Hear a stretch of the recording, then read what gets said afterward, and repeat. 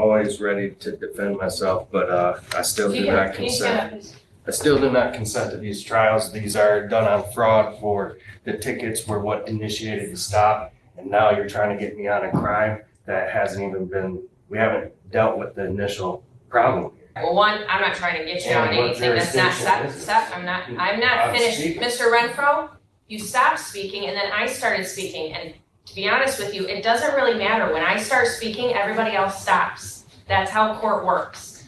I've already warned you of that multiple times. So don't test me today, because we're gonna be in front of a jury, and if we start doing it in front of a jury, like I've also told you before, it's not going to happen. I will excuse them, we will have a conversation, and I will hold you in contempt, okay?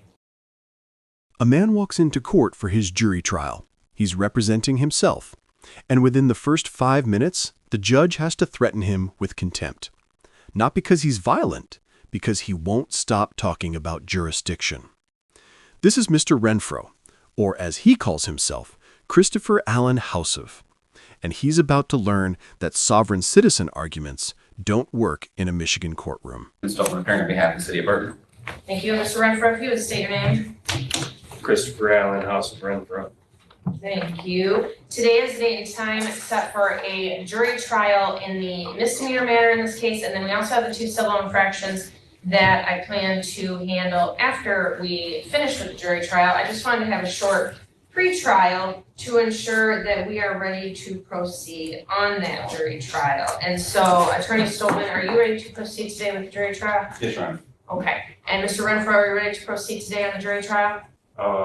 I'm always ready to defend myself, but I still do not consent. I still do not consent to these trials. These are done on fraud. For the tickets were what initiated the stop, and now you're trying to get me on a crime that hasn't even been, we haven't dealt with the initial problem here. So until that's dealt with, how do we know if I committed a crime?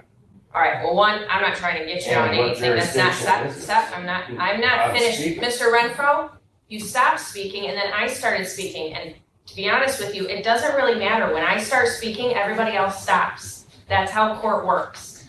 I've already warned you of that multiple times. So don't test me today, because we're gonna be in front of a jury, and if we start doing it in front of a jury, like I've also told you before, it's not going to happen. I will excuse them, we will have a conversation, and I will hold you in contempt. The case is straightforward.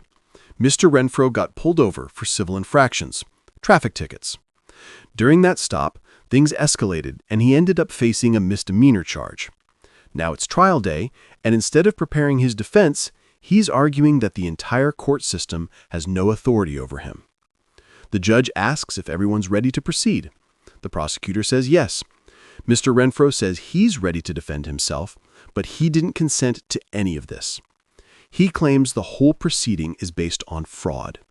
He argues that the civil infraction tickets that led to the stop haven't been dealt with yet, so how can they try him for a crime that came from an illegal stop? The judge cuts him off. Hard. Okay? As I was saying, I'm not trying to get you on anything. I am the court, prosecutor's office, files charges. There's 1 misdemeanor charge. There are 2 civil infractions.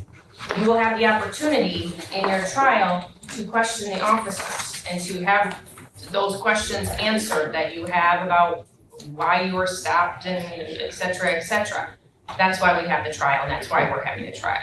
I am well aware that you do not consent to these proceedings. I am well aware that you don't think the legal process in and of itself is legitimate, but the simple fact is that it is, and you are supposed to be here, and we are moving forward with this case today. So what we will do is this. Now that we've established that everybody is ready to go on the jury trial, I will let the jury board know that we are ready and that we are proceeding today. So anyone who has witnesses that need to be here, make sure that they are here. Make sure you have all your documentation in order. If there are any exhibits that the parties wish to present, I would appreciate if you at least try to exchange those exhibits in advance. I know this is a little bit more difficult case than some others, but at least try to do that. and let the other person know, maybe there could be a stipulation or not, that's okay. And then the last thing before we take a break, which is what we're gonna do, we're gonna take a break so that we can handle the rest of the cases that are here, and then we'll start the jury trial. The issues of jurisdiction, I've already ruled that this court has jurisdiction, that's not an issue that gets brought up in front of the jury. I object. I have a right to object. don't. You can object to evidentiary hearings, or evidentiary hearing issues. You cannot object to jurisdiction in front of a jury. If you do it, I'm going to excuse the jury, and I'm going to hold you in contempt for not following the rules of court. These are not my rules. They are the rules of the courts of Michigan. In this big book here that I hope you've read, because you're getting ready to start a jury trial, and I really hope you've read these because it's the court rules and the rules of evidence, and you need to know these things. Because if you don't do it right, I'm not going to give you any leeway on that. We've already talked about this. First, she corrects his terminology. The word is dismissed, not vacate. Then she explains jurisdiction like she's talking to a child. The court has subject matter jurisdiction because it's a criminal court in Michigan dealing with a misdemeanor. That's literally what district courts do. The court has personal jurisdiction because the incident allegedly happened in Burton, which falls under the 67th District Court's jurisdiction. Those issues are settled, done. The only place he can bring them up now is on appeal. Mr. Renfro tries to argue that a civil infraction can't lead to a misdemeanor charge. The judge tells him that happens all the time. It's legitimate practice established by the Supreme Court. His argument is inaccurate. Then Mr. Renfro pivots, says he can't move forward because he doesn't have his discovery, specifically police body camera footage he requested and paid for through a Freedom of Information Act request. The prosecutor responds that Mr. Renfro never made a discovery demand to his office. He offers to give him another copy of the police report. He explains that while Mr. Renfro may have filed a FOA request with the city for body cams, the prosecutor's office has already turned over everything they have and plan to use. They're not introducing any exhibits, just the testimony of the officer and Mr. Renfro himself. One more time, Mr. Renfro, are you sure that you do not want to speak to an attorney about this matter before you move forward? I'm sure. Actually, I do not have my discovery for the case. I haven't been able to go over the evidence. It has not been served to me. I do not have the police body cams that I've requested a long time ago. I paid for half of them, have not received them. I've not been able to go through any evidence where they're trying to get me on crimes before the initial stop was a civil infraction and somehow bred a crime out of that. It's an unarrestable offense, the civil infraction. You cannot, that's fruit of the poisonous tree. So now we're here on crimes and taking care of the initial problem. So the tickets have to be first, and we're not moving anywhere until we get that clear. And you're in improper jurisdiction, subject matter jurisdiction, and personal jurisdiction. And we're not gonna move nowhere until we get this taken care of. I demand this court to vacate these matters. I say vacate, you say dismiss. Vacate these matters immediately. Done? One, I've already said that I'm not going to vacate, and dismiss is the right word. I already said that. Two, I've already said that jurisdiction is appropriate. We have subject matter jurisdiction in this matter. We also have personal jurisdiction. Subject matter jurisdiction is because you're in a criminal court in the state of Michigan, and that is what we are dealing with. In fact, it's a misdemeanor, so you're in the right criminal court being district court, so we have subject matter jurisdiction. We have personal jurisdiction over you because it alleges that this matter happened in Burton, and Burton is in the jurisdiction of the 67th District Court. So we have both personal and subject matter jurisdiction. Those issues are laid to rest. If you want to bring them up again, you can bring them up on appeal. You will not bring them up again in this hearing because we are getting ready to start a jury trial, and those are issues that are not appropriate to bring up in front of a jury. And as far as your issues of civil infractions leading to misdemeanors, happens all the time, and it is legitimate as established by our Supreme Court. So you can say that if you want to, but your argument is inaccurate. Once again, Mr. Renfro, your argument is inaccurate. You didn't answer my question. My question was, Do you want to speak to an attorney before you move forward? I'm a competent man. It's a yes or no? Lawfully competent man, no. No. The answer is no. All right, I've asked you that question many a times now. I don't feel like I need to ask it to you anymore. You've established very clearly that you're going to represent yourself in this matter for better or worse. Attorney Stoltman, do you have anything that you would like to say in regards to any of the issues that Mr. Renfro has brought up? Judge, I know he has not made a demand for discovery or request for discovery. I'll give him another copy of the police report, which is the only thing he's asked my office for. Give another copy. I believe he has made a FOIA request to the city regarding documents. I don't know whether or not that request has been granted, but I don't believe the FOIA request was all relevant to this case. I believe it was for more documents.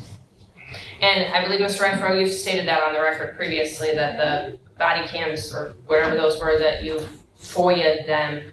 The prosecutor's office is required to turn over to you all of the evidence that they have and all the evidence that they plan to use, and they have done that. We've had discussions about discovery numerous times. We're not going to delay the trial any longer. So we're gonna have this trial today. Okay. Judge, we have no exhibits that we're planning to introduce. We're just gonna have the testimony of the officer and Mr. Renfro if he chooses. Mr. Renfro asks about the warrant. The judge recalls that he previously received discovery but refused it because he was confused about court rules. She asks if he has the warrant now. He says no. Even though she's confident it was already given to him, the judge decides to copy and provide him with the statements for probable cause and the warrant right then and there. Then they pause to handle other cases before returning for the jury trial. Okay. Are you trying to say something? Is the warrant in here? I don't see the warrant. Or the, This is the second time you've been given those documents. Do you have the warrant from last time? Or the other I've time that asked someone this gave you that? court numerous of times for the discovery. I have to have it to fight in the trial. I have to have the exhibits to be able to see what's going on or the moves that were made to get me in this position. So that Answer the warrant, question, Mr. Renfro. The question was last time when they delivered to you the discovery after you refused it, because you actually said you didn't want it because you were confused about how the court rules work. You got the discovery. Did you get the warrant in that discovery? It's not necessary, I didn't just get so the you know, but I'm gonna discovery. make sure that you have it. Do you have it or not?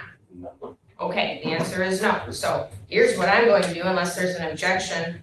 I am going to provide the statements for probable cause as well as warrant and complaint copy out of the file. So Mr. Renfro has that. He doesn't have any complaints about not having it. Mr. Our Attorney Stolman, do you have any objection to that? No, no. Okay, all right, so we'll make a copy of that, Mr. Renfro, and I, quite frankly, am pretty confident that this has already been given to you, but we'll make you another copy so that you have it right now. I can copy that. Okay, all right, we will pause on this matter and we will come back in not too long and we'll get started on that jury trial. Thank you, everybody. Thank you. Here's what you need to understand about this.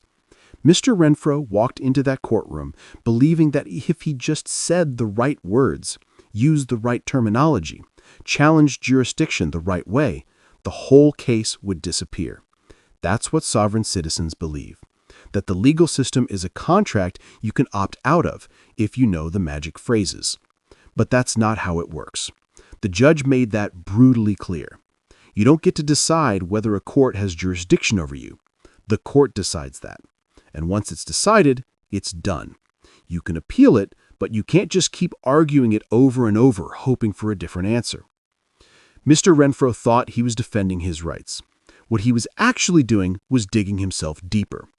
Every time he interrupted the judge, every time he ignored her warnings, every time he tried to lecture her on jurisdiction, he was showing the court exactly who he was.